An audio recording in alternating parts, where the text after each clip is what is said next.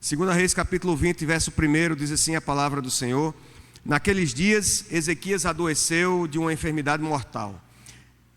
Veio ter com ele o profeta Isaías, filho de Amós, e lhe disse: assim diz o Senhor, põe em ordem a tua casa, porque morrerás e não viverás. Vamos orar mais uma vez, queridos?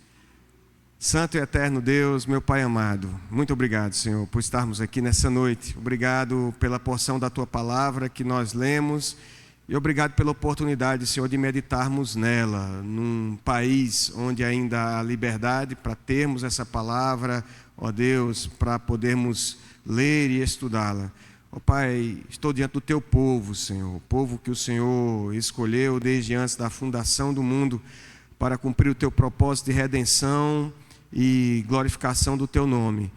Peço, Senhor, pela Tua misericórdia, para que o Senhor faça aquilo que eu não posso fazer nessa noite, Senhor, que é de chegar até o coração desses Teus servos, Senhor, de trazer a luz do Teu Santo Espírito, trazer entendimento e compreensão de verdades espirituais para pessoas pecadoras como nós. O Senhor conhece o nosso coração e sabe de todas as nossas limitações e que somos pó e cinza diante de um Deus santo, santo, santo e tremendamente majestoso, cheio de glória, mas tenho experimentado, Senhor, da Tua bondade, da Tua graça durante todos esses anos e sei bem quem tenho crido e sei que é poderoso, Senhor, para completar a Tua vontade nessa noite na vida desses amados. Então, glorifica o Teu nome, Senhor, fala ao nosso coração. É assim que nós te pedimos e desde já te agradecemos em nome de Jesus. Amém. Queridos, o livro de Reis e o livro de Crônicas, eles contam basicamente a mesma história, trazem basicamente a mesma narrativa bíblica. E daí que essa mesma história que nós lemos aqui do rei Ezequias, ela está lá descrita em 2 Crônicas, no capítulo 32. E de modo que eu andei estudando um e outro, e quando eu fui ler agora, eu estava certo que eu estava lendo Crônicas. Mas a diferença é porque há uma diferença de propósito no autor. Ao que parece, o livro de Reis, ele começa a ser escrito a partir da velhice de Davi, da história da velhice de Davi, e vai até o cativeiro na Babilônia, de modo que não há referências posteriores ao cativeiro. Já o livro de Crônicas, os últimos versículos trazem o relato do decreto de Ciro, o rei da Pérsia, pós-cativeiro, ou seja, é como se eles já tivessem voltado e o livro tivesse sido escrito para aqueles que estavam num momento ali de pós-exílio, se reorganizando, se reestruturando como povo em Jerusalém mais uma vez. E ambos têm uma ênfase sobre a questão do templo, falando de como é que eles chegaram até o exílio babilônico, ao cativeiro babilônico, pela forma como os reis e o próprio povo voltou as costas ao Deus da aliança, a presença do Deus ali no templo, e o outro falando da necessidade de, agora, uma vez que Deus estava pela graça trazendo-os de volta até Jerusalém, a se voltarem ao culto, à adoração ao Senhor. E por isso ele vai começar trazendo desde a linhagem, ele começa trazendo a genealogia de Adão, vai até a genealogia dos filhos ali de Salomão, e também ele tem um cuidado especial de trazer a genealogia de Levi, dos filhos de Levi, falando dessa importância, trazendo essa importância ao culto, à adoração ao Senhor, o povo se voltar mais uma vez à adoração ao Senhor. E aqui especificamente a gente chega no momento da história, da narrativa desses reis, em que se está tratando de Ezequias. Ezequias era filho do rei Acais, e aqui é o reino, nós estamos tratando do reino de Jerusalém, o reino de Judá. E Acais foi um desses reis ruins. A gente tem uma alternância na história de reis maus e de reis bons, reis que se voltavam ao Senhor e de alguma forma tentavam restabelecer o culto, e outros reis que eram reis maus, que davam as costas à aliança, davam as costas à lei e procuravam adorar os deuses daquelas outras nações pagãs ali onde Israel estava metida ali naquela região. E Acais foi um desses reis maus, o pai de Ezequias, que ele teve uma ideia muito sagaz. Ele pensou assim: bom, os deuses da Síria estão ajudando os sírios. E ele estava já naquele tempo respirando as ameaças do reino da Assíria. E ele pensou assim: bom, vou resolver esse negócio fácil, eu vou começar a adorar o rei da Síria. Ele começou a fazer adoração e na verdade o rei representava o povo, levando o povo nesse mesmo caminho de adoração aos deuses lá de Damasco, os deuses da Síria. De modo que depois dele vem esse rei Ezequias, que ele é totalmente diferente de seu pai. Graças a Deus. Pela graça do Senhor, Ezequias, ele é um rei que ele começa a buscar a Deus. E desde os primeiros relatos que o cronista aqui no livro de Reis vai trazer, também especialmente lá no livro de Crônicas, vai mostrar como ele foi diferente. Ele mandou logo reabrir o templo estava fechado. E ele mandou reabrir o templo, colocou portas e começou a investir no culto e na adoração. Ele restabeleceu o ofício dos sacerdotes e dos levitas. Não só eles se organizados da forma como Davi tinha feito lá no princípio, para que houvesse ordem e para que houvesse sempre adoração na casa do Senhor, no serviço na casa do Senhor, mas também restabelece os dízimos, as ofertas ali, o sustento daqueles homens. O culto é novamente feito em adoração ao Senhor, da forma como o Senhor havia estabelecido que devia ser adorado, porque o nosso Deus é um Deus diferente dos outros deuses. A gente não chega para adorar a Deus de qualquer jeito, a gente não faz qualquer culto, ou não faz aquilo que as pessoas mais gostam, ou não faz aquilo que está na moda, porque o nosso Deus é um Deus santo, e Ele, por ser santo, Ele diz como deve ser adorado. E então Ezequias ele parece entender isso, e o culto do Senhor é restabelecido ali com confissão, com louvor, com música, com adoração, da forma como Deus devia ser adorado. Não só isso, Ezequias também ele vai realizar uma Páscoa tão maravilhosa, vai festejar ali com o povo a Páscoa, a libertação. Toda a história da Páscoa os irmãos conhecem, mas ele comemora aquela Páscoa de um modo que somente nos tempos de Salomão, no tempo áureo do reinado, é que teve uma comemoração semelhante. De modo que Ezequias ele teve toda essa preocupação, mas Ezequias também ele tinha alguns problemas no seu reino.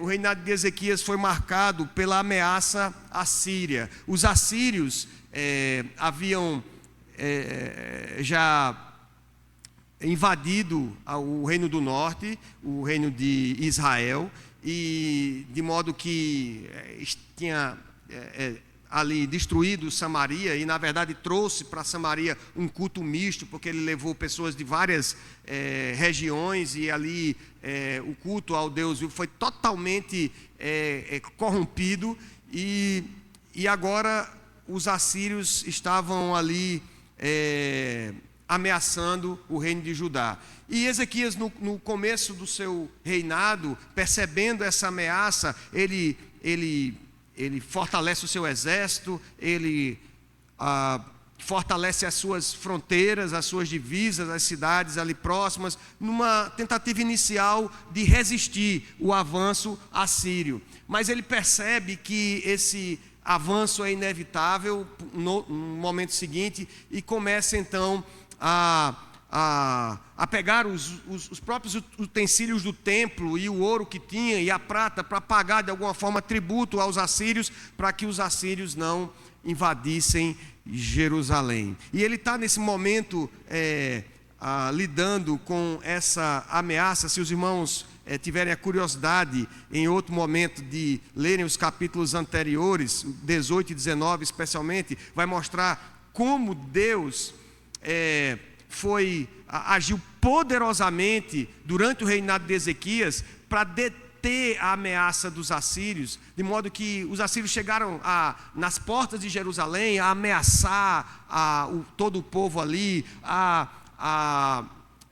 humilhar o próprio Deus de Israel, através do orgulho que eles tinham, da sua força militar, de modo que Deus fala com Ezequias, e através do próprio profeta Isaías, e o exército assírio, 185.000 homens, são dizimados sem que Ezequias tenha que fazer absolutamente nada. Ezequias, somente com a oração que ele fez e confiando no Senhor, o Senhor, diz a Bíblia que pela manhã, quando o restante do exército acordou, viu que havia 185.000 corpos ali no acampamento, de modo que os assírios fogem, e o próprio rei Senaqueribe, que estava tão orgulhoso e esnobando ali a sua força para Ezequias, acaba sendo morto pelos seus próprios filhos. Mas como a narrativa não é exatamente cronológica, esses fatos estão acontecendo ao mesmo tempo em que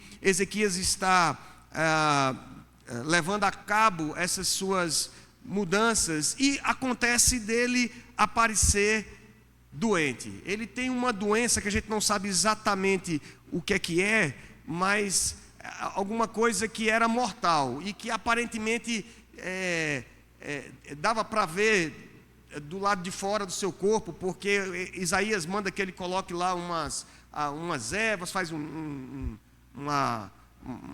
preparado para colocar sobre a úlcera, para que depois de 3 dias ele então se apresente e ele perceba, constate de fato que foi curado.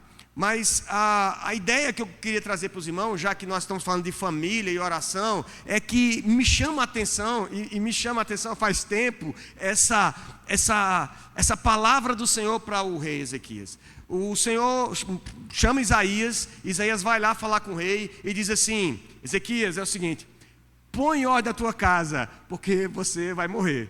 Põe em ordem a tua casa, assim diz o Senhor, põe em ordem a tua casa, porque morrerás e não viverás. A ideia inicial de pôr em ordem a sua casa aqui está relacionada, aparentemente há um consenso entre os comentaristas, de estar relacionada não a questões morais especificamente, mas porque até aqui a gente não ouve falar de que ele tenha família, de que ele tenha se casado ou que ele tenha tido filhos. E como a palavra do Senhor é que ele ia morrer, ele tinha que preparar um sucessor. Toda a Escritura, por mais que a gente possa pensar alguns exemplos para nós, a mensagem da Escritura é a mensagem da redenção. É a mensagem que Cristo Jesus veio, e aqui a mensagem de Reis e de Crônicas não é diferente, é de que Deus está preparando, na verdade, um remanescente, a sua linhagem da tribo de Davi, para que ele venha ao mundo para trazer salvação.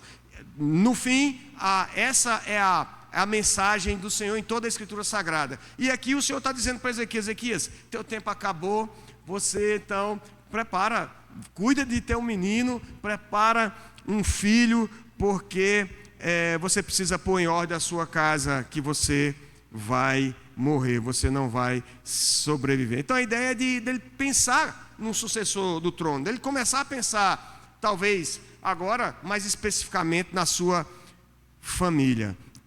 E essa palavra surge então nesse momento turbulento da história de Ezequias, em que ele ainda está se vendo às voltas com a ameaça assíria, e agora ele tem que se preocupar também com a sua saúde. Mas pôr em ordem a casa, é isso que eu queria falar hoje à noite, mais especialmente, pondo em ordem a nossa casa. Talvez essa palavra seja oportuna para nós hoje, que nós talvez estejamos muito ocupados com tantas coisas, e talvez precisamos ouvir hoje a palavra do Senhor dizendo: olha, põe em ordem a tua casa, seus dias são limitados. É engraçado não, né? Oportuno é que domingo pela manhã eu ensinei na escola dominical, lá na igreja, sobre Eclesiastes capítulo 3, há tempo para tudo, há tempo de envelhecer, há tempo de nascer, há tempo de morrer.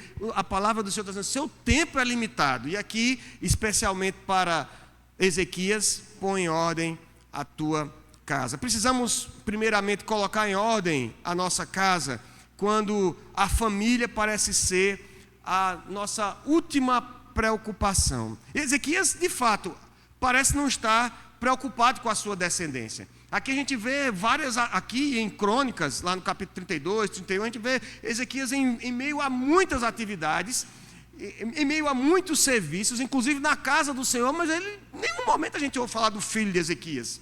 A gente vai ouvir falar dele ainda.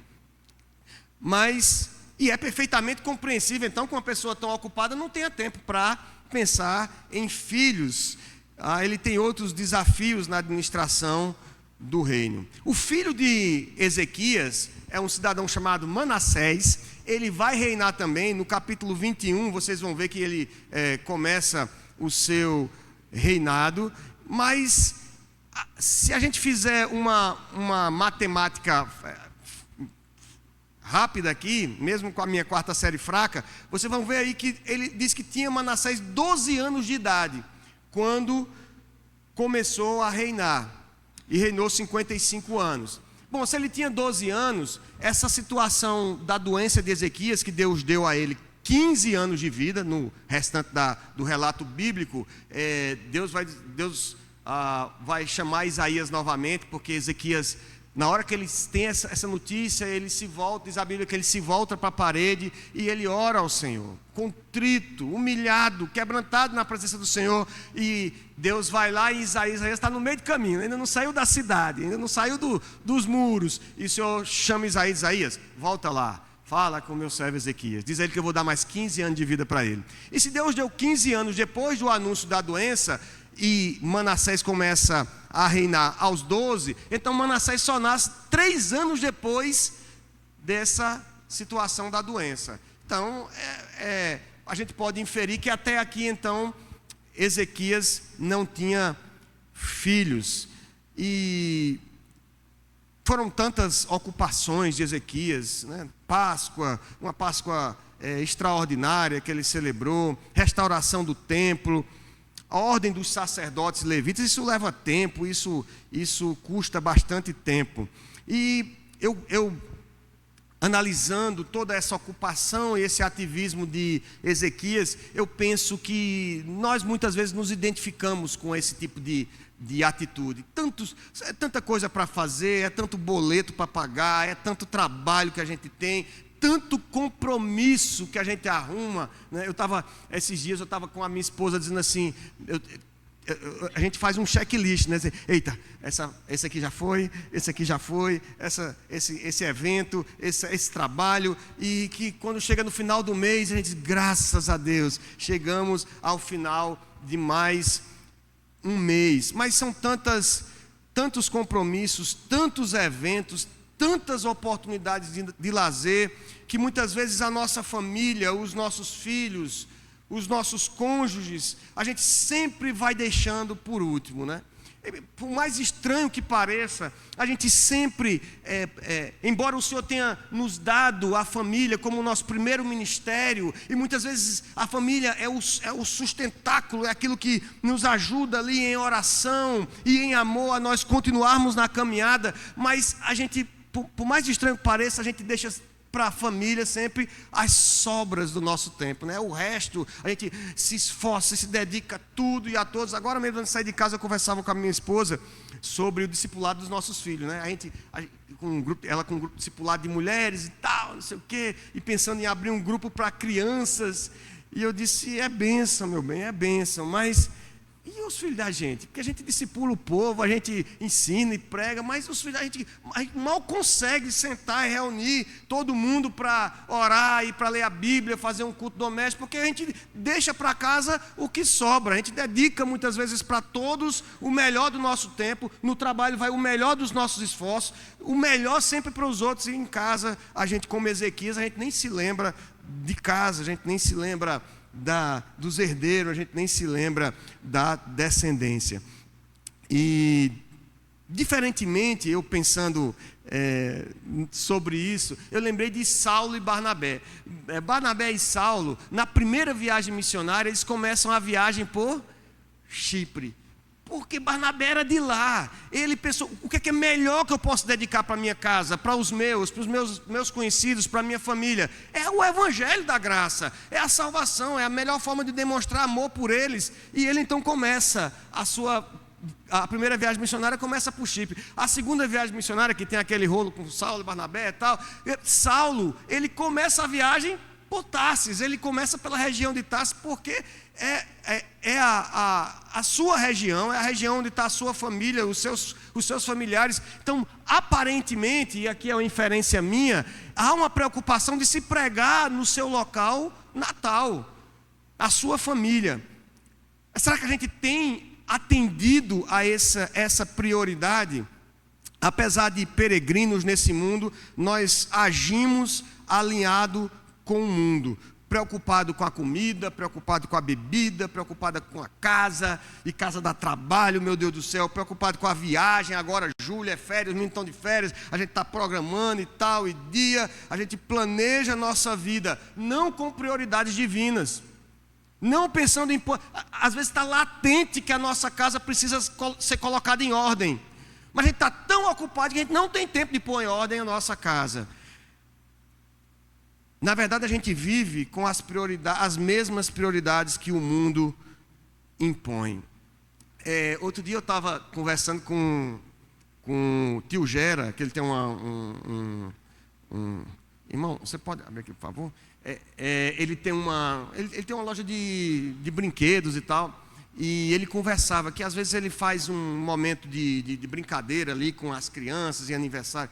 Querido, Deus te abençoe e te dê em dobro, viu? Jesus amado, que bênção. E ele diz que percebe naqueles momentos de vivência que ele tem com as crianças, que o que as crianças mais querem não é às vezes o jogo ou o brinquedo, o melhor brinquedo. O que eles querem é que o pai ou a mãe pare um pouquinho para brincar com eles lá naquela tarde, naquele momento ali de interação. De modo, meus irmãos, isso tem outros reflexos também.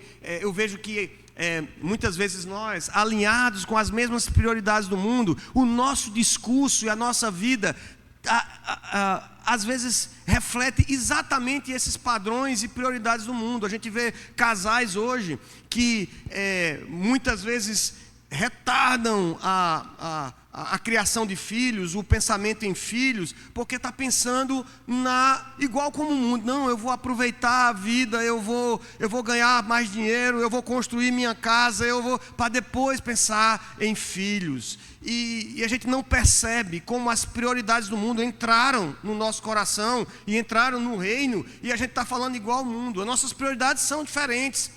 Seus filhos são uma bênção e são um projeto de Deus para você, porque foi o plano inicial de Deus para alcançar os confins da terra com a sua glória. Quando Deus coloca Adão e Eva no jardim, ali na sua presença, e que manda crescer, multiplicar, encher a terra, é porque toda a terra tem que encher da glória do Senhor, como as águas cobrem o mar, desde o princípio. Essa é a missão.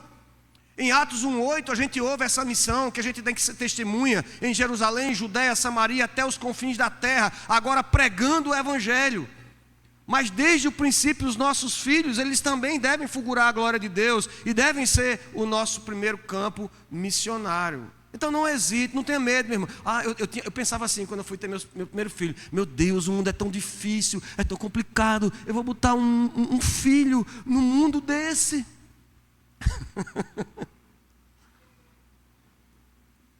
Mas é justamente porque é complicado, difícil, confuso e jaz nas trevas é que precisa de luz. E teu filho pode ser um missionário, pode ser um luzeiro do Senhor. O bom perfume de Cristo. É assim que eu aprendi a orar pelos meus filhos: Senhor, manda meus filhos e a descendência deles até os confins da terra, para que o teu bom perfume possa se espalhar. É assim que nós devemos pensar, meus irmãos. Então, a primeira aplicação para colocar a casa em ordem: nós, confiados na graça do Senhor, nós precisamos de prioridade. Segundo, para colocar a casa em ordem, o evangelho precisa ser testemunhado. Veja, agora, me remetendo agora ao texto de 2 Crônicas, em 2 Crônicas 29, Ezequias faz a purificação ali do templo. No capítulo 30 ele celebra a maior Páscoa ali da história de Judá, desde os tempos de Salomão. No capítulo 31 ele restabelece, regula as ofertas e os dízimos ali para os levitas, para os sacerdotes. Ele faz uma obra de engenharia que a Bíblia registra, dá até uma pregação, porque trata de água, e quando a gente ouve falar de água na Bíblia, dá logo vontade de pregar que Jesus é a água da vida. Mas ele traz água de fora da cidade para dentro da cidade, numa região em que água era uma coisa valiosa como ouro, e ele tem esse trabalho de engenharia, e ele tem essa querela com os assírios ali, deixando de pagar tributo no primeiro momento. Deus faz uma obra extraordinária, ele é curado de uma úlcera terrível, e só depois de tudo isso, anos depois, é que Manassés ele nasce e começa a reinar, como falei, com 12 anos de idade. E a minha pergunta que eu faço é: será que Manassés ele recebeu o testemunho de toda a bênção e da presença de Deus na vida de Ezequias? Porque a gente vai ver agora no final da vida de Ezequias que o orgulho toma posse do coração de Ezequias. E que a gente olhando de fora, a gente gosta muito de dizer: esse cara é muito orgulhoso. Mas é muito fácil, e desde muito cedo, desde criança, a gente aprende a agir conforme o nosso orgulho. E diz a palavra do Senhor que mesmo depois de ser curado, em 2 Crônicas capítulo 32, verso 25, que mais não correspondeu Ezequias aos benefícios que lhes foram feitos, pois o seu coração se exaltou, pelo que houve ira contra ele e contra Judá e Jerusalém. O coração de Ezequias se exaltou. Se Manassés ele nasce e ele cresce num ambiente em que o pai já estava com o coração exaltado, a gente vai ver que posteriormente há uma embaixada da Babilônia que vai até Jerusalém, porque ouve falar da cura milagrosa e dos feitos no meio daquele povo. E quando ele chega lá, Ezequias já cheio de si, abre as portas e mostra tudo, meio que uma coisa meio snob, diz assim: olha o que eu fiz, olha aqui, está vendo ouro e tal, e vai mostrando tudo. E Isaías aponta para Ezequias o seu erro e o seu coração ali ensoberbecido. E talvez Manassés tenha experimentado apenas dessa fase de soberba. No verso 31 desse capítulo 32 de 2 Crônicas, diz a palavra do Senhor que Deus o desamparou, falando de Ezequias. Ezequias pode até ter visto as obras de engenharia. Aliás, Manassés pode até ter visto as obras de engenharia de Ezequias. Ele pode ter visto o templo funcionando, a organização do templo. Quem sabe até falaram para ele sobre a grande Páscoa que foi celebrada. Mas ele precisava ser lembrado que o propósito de tudo aquilo era de preservar o reino. É porque Deus tinha uma aliança com o seu povo, e que o reino de Davi precisava ser celebrado, porque havia uma promessa da raiz de Davi que reinaria para sempre. Ele precisava saber, ele precisava experimentar por ele do que o templo simbolizava, a presença de Deus no meio do seu povo, o povo de propriedade exclusiva de Deus, que ele mesmo escolhera para ser luz entre os gentios, para que na plenitude dos tempos, como diz o profeta, aliás, como diz o apóstolo Paulo lá em Gálatas, um nascido de mulher viria até nós, se faria carne para redimir o povo dos seus pecados, não com sangue de animais, mas com o sangue do Cordeiro de Deus, o Cordeiro perfeito que tira o pecado do mundo. Manassés se tornou um dos piores reis de Judá. Veja aí no capítulo 33 de 2 Crônicas, que o texto diz o seguinte, a partir do versículo 3, que é que Manassés fez? Esse filho desse homem tão abençoado, que teve tanta experiência de vitória, tanta experiência de bênção de Deus. Olha o que Manassés fez a partir do versículo 3 do capítulo 33 de 2 Crônicas. Pois tornou a edificar os altos que Ezequias seu pai havia derribado, levantando altares aos Baalins, fez postes ídolos e se prostrou diante de todo o exército dos céus e os serviu. Edificou altares na casa do Senhor, da qual o Senhor tinha dito: em Jerusalém porei o meu nome para sempre. Também edificou altares a todo o exército dos céus, nos 2 átrios da casa do Senhor. Queimou seus filhos como oferta no vale do filho de Inom. Adivinhava pelas nuvens, era agoureiro, praticava feitiçaria, tratava com necromantes e feiticeiros e prosseguiu em fazer o que era mal perante o Senhor, para o provocar a ira. Um filho de um homem tão abençoado, que provou tanto de Deus, agora é a própria imagem da rebelião contra Deus, da idolatria. Queridos, você é um homem de Deus, você é uma serva de Deus. Seus filhos serão santos e fiéis. Será que a gente faz essa relação? Ah, não, mas eu estou levando para a igreja, mas eu sou crente. Eu estou levando para a igreja. Muitas vezes, meus irmãos, a rotina, o trabalho, o conforto, a vaidade dos nossos tempos nos trazem uma atitude relaxada de ignorar os efeitos do pecado e da nossa responsabilidade com o nosso lar. Se a gente está se perguntando hoje assim: meu Deus, será que eu preciso colocar alguma coisa em ordem? Já é motivo de nos preocuparmos. Já é motivo de nos perguntarmos se o nosso coração não está soberbo diante de um Deus que é santo, santo, santo. O fato de termos a experiência de que o Senhor é bom, de termos provado da graça do Senhor, de termos visto milagres, experimentados na nossa própria vida milagre. O fato de termos a presença do Espírito Santo em nós não significa que naturalmente os nossos filhos ou os nossos cônjuges, eles se despertarão para o compromisso com Deus. Mais do que, e eu sei que essa é uma preocupação legítima, mas mais do que, já que eu falei de prioridade no primeiro ponto, mais do que estar presente no treino do seu filho, na reunião pedagógica da escola, mais do que ficar estressado com a nota de matemática que ele tirou baixa, e você fica: meu Deus, menino, você tem que estudar, vamos sentar, vamos estudar. Mais do que você pensar na viagem dos seus sonhos para dar para ele, nós precisamos chamar nossos filhos para lerem a Bíblia, para lerem a palavra do Senhor. Nós precisamos ensinar eles como é que se dobra o joelho. Nós precisamos não somente orar por eles, mas orar com eles. Eles precisam aprender, queridos, com o nosso exemplo e com a pregação do Evangelho da Graça, que nós descansamos num Deus que é soberano, que governa todas as coisas no mundo confuso. Deus continua governando a história, porque não se trata de mim, de você, nem de seu filho, se trata dele e da história da redenção, e por isso ele continua soberanamente governando. E nós precisamos ensinar aos nossos filhos que eles, mais do que ficar estressados, hoje os meninos se estressam cedo, não é não?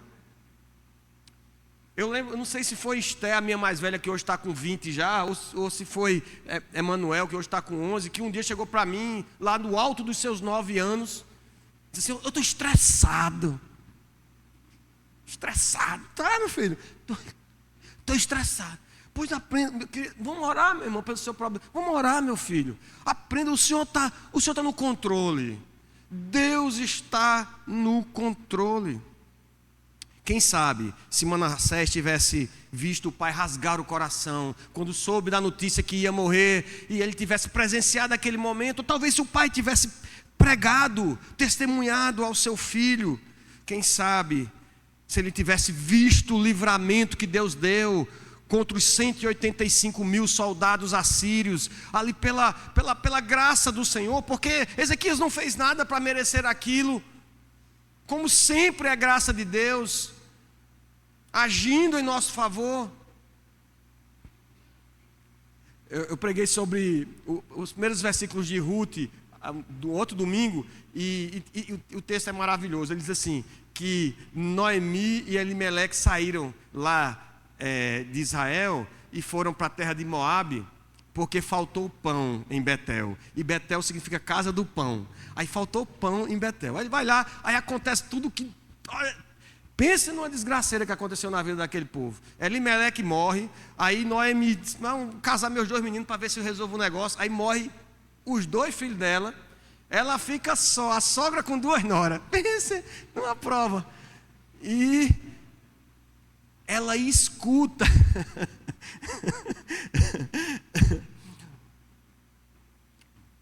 Ela escuta lá de Moabe, sabe o quê? Ela escuta que Deus se lembrou do seu povo. Deus se lembrou do seu povo lá em Betel. Tem pão na casa do pão. Aí ela volta com as 2 noras, as norinhas, tá? Uma fica no meio do caminho e volta para Moabe. E Ruth diz, não minste para que te deixe. Teu Deus é meu Deus, teu povo é meu... Eu estou em aliança com esse Deus, não tem como eu deixar não. Deus se lembra de nós. É graça do Senhor. Confiados na graça, nós precisamos de piedade. Confiados na graça, precisamos orar com os nossos filhos, precisamos pregar a palavra, testemunhar para eles, ensiná-los a descansar no governo soberano do Senhor. Terceiro, queridos, pôr em ordem a casa é assumir nossa parte do alcance às próximas gerações. E eu estou vendo que nós temos um público adulto aqui, mais adulto, mas essa palavra então é para nós mesmos. Veja, a embaixada da Babilônia chega no meio dessa história aqui, depois que escuta falar da cura de Ezequias e dos livramentos e tal, e Ezequias ali talvez tenha pensado numa aliança estratégica e seu coração se encheu de vaidade e soberba com a visita de outro rei que queria conhecê-lo e seus grandes feitos. E a resposta de Ezequias ao profeta Isaías, meus irmãos, voltar para o texto de 2 Reis,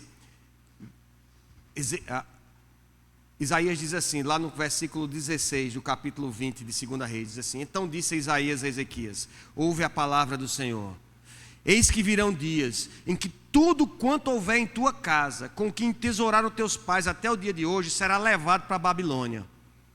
Não ficará coisa alguma, disse o Senhor. Dos teus próprios filhos que tu gerares, tomarão para que sejam eunucos no palácio do rei da Babilônia. Aí era para Ezequias ter se derramado em choro aqui, né? Não, Senhor, não, faz isso não. Poupa meus filhos, poupa meus descendentes. Mas o que Ezequias diz? Então disse Ezequias a Isaías, boa é a palavra do Senhor que disseste, pois pensava, haverá paz e segurança nos meus dias. Queridos, é fato, o profeta Ezequiel diz que fala da responsabilidade do atalaia, daquele que prega, e todo aquele que, sendo avisado pela palavra do atalaia, não se desviar do seu mau caminho, esse pagará, com o seu sangue cairá sobre si. E que aquele que prega tem uma responsabilidade, o que ouve tem a sua responsabilidade. A responsabilidade é de fato pessoal. Mas não é estranho a gente ouvir um pai falando assim, sem pensar nas próximas gerações. Aparentemente isso revela uma falta de compromisso. Ele estava querendo ali, pelo menos nesse momento em que seu coração se ensoberbece diante ali da embaixada da Babilônia, ele está pensando somente no seu reino, ali naquele seu momento de viver, no seu hoje. Ele não está pensando nos seus filhos, ele não está pensando na promessa de Deus. E as consequências do pecado de Manassés, no final, trouxeram talvez maior prejuízo às futuras gerações do que o próprio exemplo de piedade de Ezequias. A questão é que, como Ezequias, nós muitas vezes achamos que a fé dos nossos filhos, a nossa descendência não é problema nosso. Como se a gente não tivesse nada a ver com isso. E diz a palavra do Senhor que houve ira do Senhor contra ele e contra Judá e Jerusalém. O que me fez lembrar que o chamado do Senhor para Abraão era o chamado, a promessa, a bênção é para Abraão e para toda a sua posteridade, para a sua descendência. Quando o Senhor chama Noé, ele tem um plano de salvação ali, desde o princípio, trazendo um remanescente fiel que vai se estender em toda a narrativa bíblica, porque é desse remanescente em que o nosso Salvador vai vir.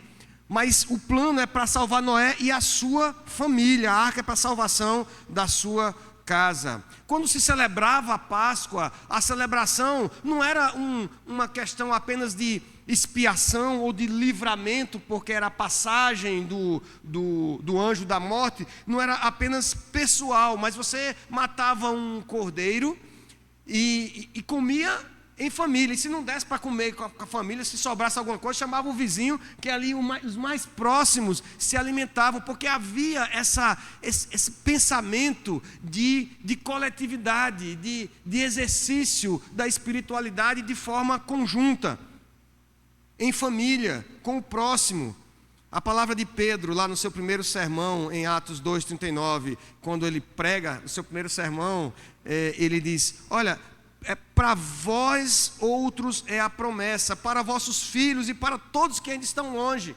A palavra não é somente para ficar para nós, não é somente nossa, é para a gente falar para os filhos, é para a gente testemunhar para os netos, é para a gente estender para todos que Deus colocar em nossa vida. E eu penso que, diante desse exemplo de Ezequias, ou do anti-exemplo dele aqui, nós precisamos, queridos, investir nos nossos jovens e adolescentes, na nossa igreja, na nossa comunidade. Nós precisamos investir nos nossos jovens e adolescentes. Às vezes parece muito caro a gente fazer um projeto os meninos chegam e estão doidos para fazer alguma coisa na obra. Não, vamos fazer uma evangelização. Não, isso é perigoso, tem um pessoal aí, tá. Não, então vamos fazer um acampamento que a gente vai adorar o Senhor. É muito caro, é muito caro. E falta na gente a gente já não tem a energia que eles têm, e falta o compromisso com as próximas gerações, de que eles tenham a experiência com Deus também, de que eles tenham a experiência que o Senhor é bom, que eles sejam santificados, edificados do Senhor, que eles sofram diante da presença do Senhor. Achamos, às vezes, muito ousados os planos dos jovens e adolescentes. E aí eu lembrei das igrejas da Europa. O presbitério, eu sou presbítero da igreja presbiteriana. Quer dizer, deixa eu colocar isso na melhor construção. Foi do agrado do Senhor de me chamar para ser presbítero do Senhor lá na igreja presbiteriana. A igreja presbiteriana, a história da igreja presbiteriana começa na Escócia, com um reformador chamado John Knox. Era um cara meio difícil, vamos dizer assim, uma personalidade meio difícil. Mas o fato é que a perspectiva é de que em 10 anos a gente não tinha nenhuma igreja presbiteriana mais na Escócia. 0 igreja presbiteriana na Escócia. E como a Escócia, outros lugares, a Inglaterra de Spurgeon, Stott e outros tantos expoentes na Europa, hoje são só uma lembrança nossa. Porque lá, de fato, as igrejas padecem, se transformaram em atrações turísticas, em mesquitas, em outra coisa qualquer, porque o evangelho se esfriou e não houve outras gerações de crentes para darem continuidade à pregação da palavra. Eu louvo a Deus, meus irmãos, porque muito cedo eu tive a oportunidade de me envolver com a obra do Senhor. Tive a oportunidade de ser voluntário da Mocidade para Cristo do Brasil, em Campina Grande, e trabalhar com jovens, com adolescentes, e isso foi um divisor de águas na minha vida. Me envolver com a evangelização, com a pregação da palavra. E eu temo que talvez chegue dias em que eu não veja meus netos, se Deus me der vida até lá, para vê-los integrados na obra do Senhor. E nós precisamos, eu comecei orando pelos meus filhos. Senhor, Abençoa Esté, Manuel e Elisa, concede tua graça, reserva o varão, Senhor, para ela, para Esté, para Elisa e a varoa para Manuel. Concede tua graça para que eles cumpram o teu propósito, ó Deus. Mas agora eu estou orando para os filhos deles, que eles nem imaginam quando vai nascer. Eu digo, Senhor, que seus filhos sejam eleitos do Deus vivo. Ó Pai, não permite, Senhor, que o diabo venha a tragar os meus netos, a minha descendência seja o bom perfume de Cristo. Ó Deus, opera isso, Senhor. Tenho orado por eles e tenho incentivado os jovens da igreja, os adolescentes, mesmo com as loucuras deles, com as instabilidades dos meninos mesmo. Faz parte. Você não lembra quando você era adolescente, quando você não era jovem? Que é que ele tem um comportamento adulto. Mas nós temos que investir neles. Nós temos que investir, porque senão o nosso comportamento fica muito próximo desse comportamento soberbo e orgulhoso de Ezequias. Ai, não, no meu tempo era muito bom. Ai, foi maravilhoso. E é só história, porque as próximas gerações são privadas desse privilégio. Nós precisamos, meus queridos, confiados na graça, de investir nos jovens e adolescentes, na mocidade da igreja. Por fim, queridos, pôr em ordem a casa é uma ação da graça de Deus. O James também está fazendo, não está um mestrado ainda? A gente fez uma loucura de fazer um mestrado depois de certo tempo e de outras atividades. Aí quando você vê a carga de leitura e tal, eu terminei ontem o módulo de pregação cristocêntrica. E a gente fica com medo, depois que estuda, de ficar pregando para os irmãos, dizendo, não, você tem que ser assim, você tem que fazer isso, fazer aquilo. Porque quando a gente tira o evangelho da palavra de Deus, sabe o que é que sobra? Sobra só legalismo e moralismo. Faça isso, seja assim, seja assado. Aí um católico romano, com todo respeito, eles vão fazer a mesma coisa, eles vão pregar do mesmo jeito. Um espírita vai falar também do que você deve ou não deve fazer, se deve ser melhor, não deve ser. Um psicólogo, alguém de neurolinguística vai falar a mesma coisa. O que nos dá diferença quando nós pregamos, o que nos faz um povo diferente, é o evangelho da graça. É porque não depende de quem quer e quem corre, mas do Senhor de usar a sua misericórdia. E por isso quando a gente está aperreado, tentando fazer o certo, correndo, e se depara com o pecado, se depara com o orgulho na nossa vida, com a nossa soberba, com o pecado na nossa casa, com a nossa incompetência e inabilidade de pregar aos nossos filhos, não nos resta outra coisa, senão nos lançarmos debaixo da cruz, nos agarrarmos na cruz ensanguentada e dizer assim, Senhor, usa a tua graça, olha para nós com o teu favor. Porque no final é o evangelho da graça que faz a diferença. O Senhor nos alcança com graça, mesmo quando falhamos pelos nossos esforços. Perceba que Ezequias ele foi curado, e no restante do texto vai ser tarefa de casa para vocês lerem e meditarem. Ezequias vai ser curado, mas ele não fez nada para ser curado. Ele foi curado porque aprova o Senhor, pela sua graça, no seu propósito, curar a Ezequias. Nós somos esposos e esposas imperfeitas. Nós somos pais e filhos imperfeitos, pecadores, num mundo que divulga a imagem da perfeição. Abre o Instagram. Todo mundo. É o casamento perfeito, é o filho perfeito, é o pai perfeito. E aí você fica triste, eu não consigo e tal. Até tira umas fotinhas com Photoshop e tal, para sair, né? Mais ou menos. Mas você não consegue. O nosso mundo é um mundo de confusão, que jaz no maligno. As redes sociais, na verdade, muitas vezes transparecem essa mentira. Nós somos casais imperfeitos, somos pais imperfeitos, filhos imperfeitos. Mas a raiz de nossa imperfeição, nós sabemos bem qual é. A causa principal da casa está em desordem. Não é porque você não tem tanta habilidade, não é porque você não tem sentimento. A causa principal do caos nos nossos lares, da casa está em desordem, não é por falta de organização pessoal, ou por causa da asma do seu filho. Não, é porque lá em casa é um problema que meu menino tem crise de asma, é uma bombinha. Ah, Jesus. Não é por causa disso não, meu irmão. Não é porque por causa do custo da educação do seu filho, do alto custo de vida, que faz você trabalhar feito burro de carga. O problema da desordem na casa e nos relacionamentos se chama pecado. Pecado. Por mais que você se esforce para viver e fazer as pessoas à sua volta felizes, e na verdade a grande maioria das pessoas, se você perguntar como é que ela organiza o tempo, ela vai dizer, não, eu tento o máximo possível fazer as pessoas à minha volta felizes. A parte da graça de Deus, isso não é possível, porque nós não fomos feitos para isso. Ai, que discurso duro, Senhor. Não, nós não fomos feitos para fazer outro feliz. Às vezes a gente fala assim, né? Quando é reunião de casais, olha, porque você casou para fazer o outro feliz. Nós não fomos feitos para isso. Você foi feito à imagem e semelhança de Deus, para fulgurar a glória de Deus. E por causa do pecado, nós não conseguimos mais chegar a esse propósito, realizar esse propósito. Então, somente pela graça do Senhor, tão somente por causa dos méritos de Cristo na cruz do Calvário, nós podemos ser reconciliados com Deus e adorá-lo.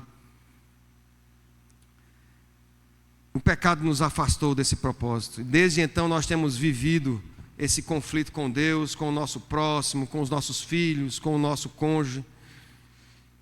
Nossa vida, nossa casa está naturalmente em desordem. Mas Deus, sendo rico em misericórdia, por causa do grande amor com que nos amou, nos enviou seu único filho. A casa que estava em ordem, a única casa que estava em ordem na criação, que era a casa do Pai. A casa do Pai, santo, justo, do Filho perfeito, decidiu nos tempos eternos que a culpa, a penalidade, o pagamento, a recompensa do meu pecado e do seu pecado, do pecado dos nossos filhos, seriam satisfeitos, seriam pagos, quitados pelo sacrifício do justo, Jesus Cristo, na cruz do Calvário, para que todo que nele crê, entende que ele veio colocar a nossa casa em ordem.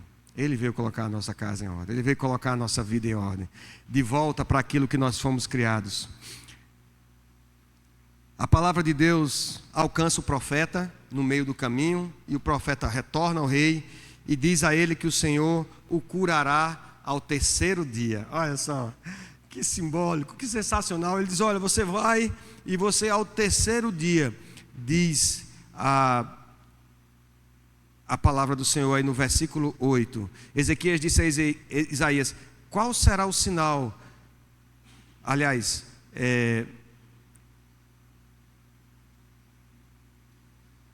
a partir do versículo 5, volta e diz a Ezequias, príncipe do meu povo, assim diz o Senhor, o Deus de Davi, teu pai, ouvi a tua oração e vi as tuas lágrimas, eis que eu te curarei, ao terceiro dia subirás à casa do Senhor. Meus irmãos, o fato de ser 3 dias aqui, inicialmente, para Ezequias, o tempo do tratamento fosse o tempo necessário para que fosse atestado que ele estava curado, né? Que o tratamento da pasta de figos havia de fato restaurado ali aquela úlcera. Mas isso inevitavelmente nos lembra de alguém que ao terceiro dia também obteve vitória sobre a morte, sobre a ameaça de morte, e ressuscitando ao terceiro dia, ele está vivo hoje, assentado à destra de Deus, nos dando a certeza, a esperança da vida eterna. Se a nossa casa anda em desordem, apesar de todos os esforços pessoais que você tem tido, que sua esposa tem tido, Jesus de Nazaré, o filho do carpinteiro, ele nos ensina a olhar para a cruz. A cruz está vazia, mas nós devemos crer que há esperança para a nossa casa, há esperança para a nossa vida, a esperança, porque uma vez que o Espírito Santo faça morada em nosso coração, ele nos dá um sentido de propósito, de vida e fé nele.